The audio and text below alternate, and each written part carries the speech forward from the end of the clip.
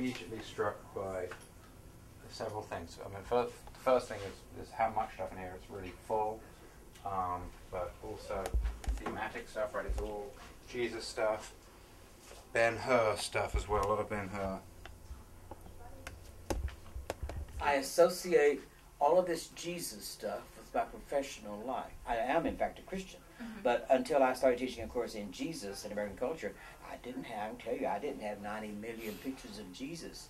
But this is part of the material culture of the course that I teach.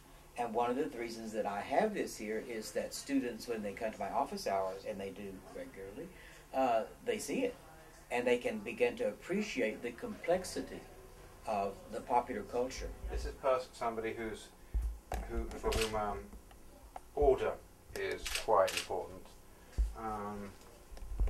Now, we know some things about people who collect. We know collectors, they tend to be high on conscientiousness, and they take a joy in their collections, and that's different from hoarders. Hoarders have lots of stuff. This is not a hoarder's office.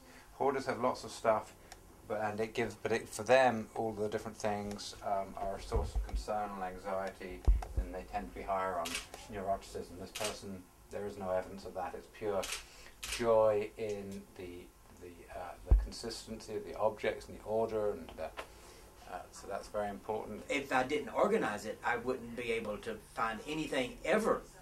And that's actually one of the keys to some people who are really meticulously organized, because it is the only way they keep from going crazy. There's not as much evidence for diversity of different interests. It's really very thematic here. So the person is not as high on openness as the other two traits we looked at, but certainly not low on openness, but less high than the other two people. This person is probably very high on conscientiousness and verges on a little bit of kind of OCD, to be frank. So it's probably not really diagnosable OCD, but probably a little bit neurotic about moving stuff. So if you came in here and maybe moved those little things around a bit, the person would probably move them back pretty soon. So that's what I've got there. The person, I would say, is higher on extroversion. There's more evidence of people. There's this. There's the candy, there's the chairs, there's some comfortable, inviting place.